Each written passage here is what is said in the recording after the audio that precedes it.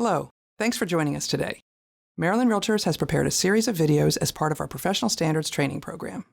The purpose of this video is to help realtors serving on grievance committees understand how to consider and review an ethics complaint. The training videos and materials are also intended to help members and association staff better understand the role of the grievance committee. So, let's get started.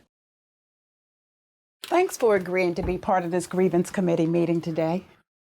We only have one case to review today, so we will have a short meeting compared to some of our other meetings.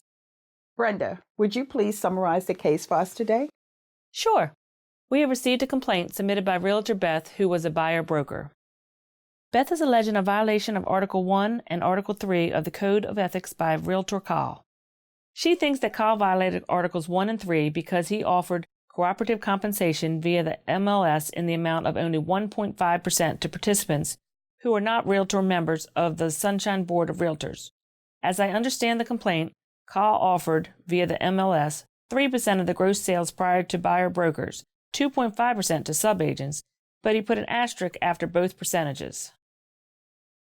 Then in the broker's private remarks section, he included the following. If listing broker shows property to a non-Sunshine Board of Realtor, members' unaccompanied client or customer, or has to open a lockbox for non-Sunshine Board member licensee, selling commission shall be 1.5%. So exactly what is the issue? Complainant Beth believes that offering 1.5% to non-members of the Sunshine Board and more compensation to members of the Sunshine Board is tantamount to not cooperating with other brokers in the best interest of Kyle's client. Additionally, she says that the statement in the private remarks provides a disincentive for out-of-area brokers like her to show the property, which again is not in the best interest of Kyle's client. Sometimes, all of the facts may not be evident, in which case the grievance committee would contact the complainant. Let's see how that plays out.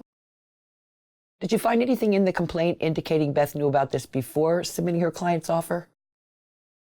I didn't find anything in the complaint, so it's not clear. Do you think that has an impact on our decision? I do. Let's see if we can get her on the phone to clarify.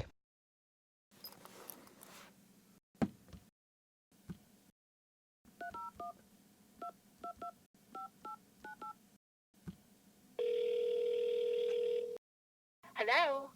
Hi, Beth. This is Joanne, and I'm serving as the chairperson for the Sunshine Board of Realtors Grievance Committee. I'm here with Deb and Brenda reviewing your case, and we have a question. Is now a good time? In this case, the action of the grievance committee placing a phone call to the complainant was not appropriate. Part 3, Section 19 of the Code of Ethics Manual explains what should occur. That section, called Initial Action Upon Receipt of an Ethics Complaint, begins, upon receipt of an ethics complaint from the Professional Standards Administrator, the chairperson of the grievance committee shall review the complaint. Any evidence and documentation attached will be considered only to the extent necessary to determine whether a complaint will be referred for hearing. The chair may assign one or more members of the grievance committee to review the complaint and to make any necessary evaluation. The members may, if necessary, gather additional information on the matters complained of from the complainant if additional information is necessary to determine whether a complaint will be referred for hearing. The complaint shall be provided to the assigned members by the Professional Standards Administrator upon instruction from the chair. The reviewers shall complete the assignment promptly and prepare a report and recommendation for the grievance committee. After reviewing the report, the chairperson shall schedule a meeting of the grievance committee and may instruct the Professional Standards Administrator to provide members of the grievance committee with copies of the case file, including the reviewer's report, if any. At the option of the board, such file may be sent to the grievance committee members prior to the meeting or may be distributed at the meeting. In our scenario, the chair and assigned members should have reviewed the complaint in advance, determined if additional information was necessary, and made a written request for such information before the meeting. It isn't appropriate to make a phone call during the meeting to request such information. Now that we've addressed this issue, let's get back to the meeting. Did you find anything in the complaint indicating Beth knew about this before submitting her client's offer? I wondered the same thing, so I confirmed that she did in fact know about the terms ahead of time. All that said, I recommend we refer both articles for hearing. I'm not sure I agree. Let's start by looking at Article 3. It says realtors shall cooperate with other brokers except when cooperation is not in the client's best interests. The obligation to cooperate does not include the obligation to share commissions, fees, or to otherwise compensate another broker. If you're not obligated to compensate cooperating brokers at all, it can't be a violation of Article 3 or Article 1 if you compensate cooperating brokers differently. In this case, offering 3% to buyer brokers, 2.5% to subagents, and 1.5% if the listing broker shows property to a non-Sunshine Board of Realtors members' unaccompanied clients or customers, or has to open a lockbox for a non-Sunshine Board member licensee. Beth says Kyle didn't have the seller's best interests at heart, but it's clear the seller authorized Kyle to offer different compensation to Sunshine Board members and non-Sunshine Board members. I think we should dismiss this complaint. But Kyle can condition offers of cooperative compensation on where a participant holds realtor membership or whether the MLS-only participant does or doesn't participate in the board's lockbox program. You're correct that offers of compensation offered via the MLS must be unconditional. But the MLS rules don't factor into whether there has been a possible violation of the code.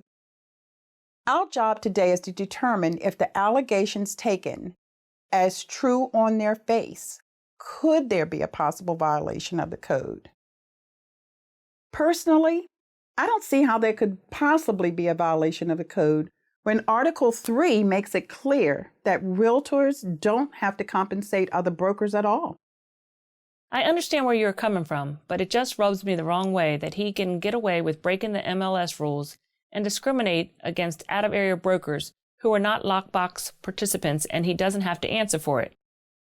Should we report him to the MLS? Let's briefly discuss whether the Grievance Committee must become a complainant alleging Kyle violated the MLS rules. Any person may file an allegation that the MLS rules have not been observed, and the Grievance Committee may, as well, consistent with Section 20B of the manual. But Beth may also advance her allegation that the MLS rules were not observed. The Grievance Committee is not obligated to raise or pursue an MLS rules violation. And now, back to the discussion. Realtor Beth could bring this to the attention of the MLS. I think the legitimate scope of our authority as members of the Grievance Committee is to decide whether this ethics complaint is referred, amended, or dismissed. Agreed. Okay, I can go along with that. Besides, Beth could always request arbitration, and I'm guessing a hearing panel would side with her if she were to ask for another 1.5%, since Kyle offered buyer's brokers 3%. If Kyle keeps it up, it's going to come to the attention of the MLS Compliance Department sooner or later anyway. I'm okay with dismissing the ethics complaint because even if the facts alleged in the complaint were taken as true on their face, it isn't possible that a violation of the code occurred. All agreed? I'll get back to staff and relay our decision. Thank you for your time today. The fact that the listing was technically not eligible to be disseminated in the MLS because of the conditional offer of compensation would not impact whether the Code of Ethics was violated.